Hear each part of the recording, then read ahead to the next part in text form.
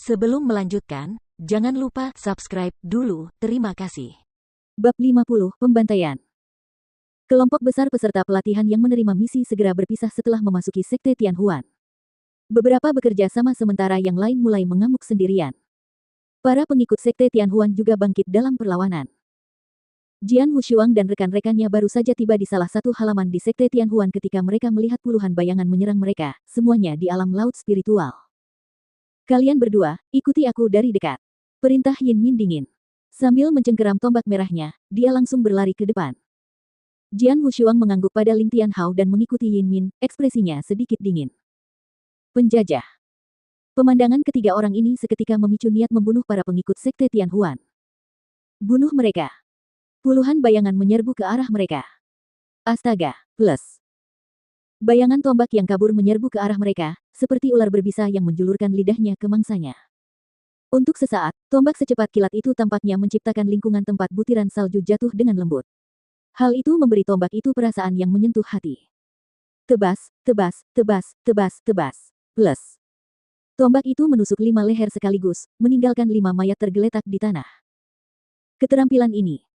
Jian Wushuang tidak dapat menahan rasa terkejutnya saat melihat ini. Murid-murid Sekte Tianhuan ini hanya berada di alam laut spiritual awal dan mendalam. Jadi tidak sulit bagi Yin Min, di alam laut spiritual luar biasa, untuk membunuh mereka. Namun, jauh lebih sulit untuk membunuh 5 orang dengan satu serangan. Apa yang dipertunjukkan Yin Min sebelumnya menyebabkan matanya berbinar. Membunuh. Kematian rekan-rekan mereka tidak memperlambat yang tersisa. Mereka bergegas maju dan melancarkan serangkaian serangan terhadap Jian Wushuang dan rekan-rekannya. Jian Wushuang mengayunkan pedang pembunuh 3 kali di tangannya ke arah 2 orang murid. Dengan 2 tebasan-tebasan yang bersih, ia dengan mudah menghabisi nyawa 2 orang itu, yang hanya berada di alam laut spiritual awal. Sambil memegang belati hitamnya, Ling Tianhao diam-diam menusuk para pengikut yang menyerangnya. Dia sangat cepat membunuh 2 dari mereka. Sisanya dibunuh oleh Yin Min. Hanya butuh beberapa saat bagi puluhan pengikut Sekte Tianhuan untuk menemui ajal mereka.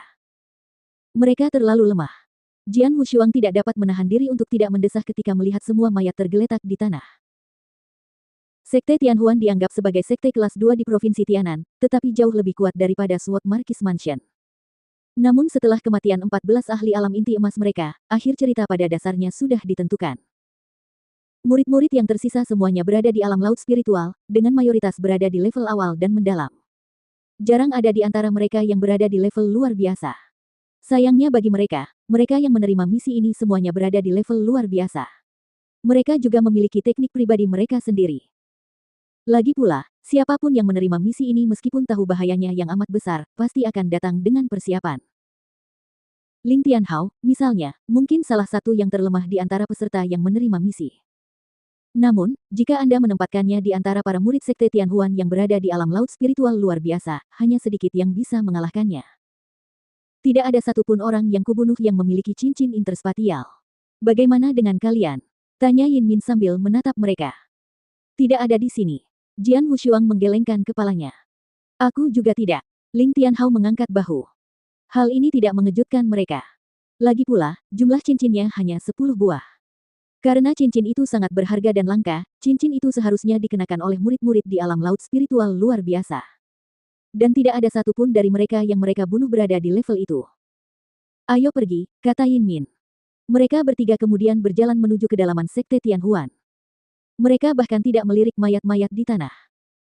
Meskipun mereka merasa simpati pada murid-murid Sekte Tianhuan, mereka tidak akan pernah menunjukkan belas kasihan dalam perkelahian. Bagaimanapun, mereka berada di pihak yang berbeda. Jika mereka menunjukkan belas kasihan, maka mayat-mayat yang tergeletak di tanah akan menjadi milik mereka. Di dalam ruang rahasia bawah tanah di Sekte Tianhuan. Ada 8 orang berjubah berdiri di dalam ruangan, mengenakan topeng tembaga yang hanya memperlihatkan mata mereka. Seseorang mengenakan jubah hitam dan topeng perak duduk di kursi batu. Gedebuk. Pintu ruang rahasia terbuka dan seorang lelaki tua berambut ungu berlari masuk dengan panik. Ia berteriak cemas, "Tuan-tuan, kumohon, bantu selamatkan Sekte Tianhuan kami." Orang yang memakai topeng perak mendongak, memperlihatkan sepasang mata dinginnya saat dia menatap lelaki tua berambut ungu itu. Dia berkata dengan acuh tak acuh, "Apa yang terjadi di luar?" Mereka di sini. Orang-orang dari Istana Naga Emas ada di sini. Ada banyak prajurit di alam laut spiritual luar biasa. Tidak hanya itu, pemimpin kita dan banyak tetua kita sudah meninggal. Kita tidak memiliki satupun ahli di alam inti emas yang masih hidup. Kita tidak dapat melawan para prajurit itu, jadi tolong bantu kami. Orang tua itu bahkan belum menyelesaikan kalimatnya sebelum ia ambruk ke tanah dengan noda darah di lehernya.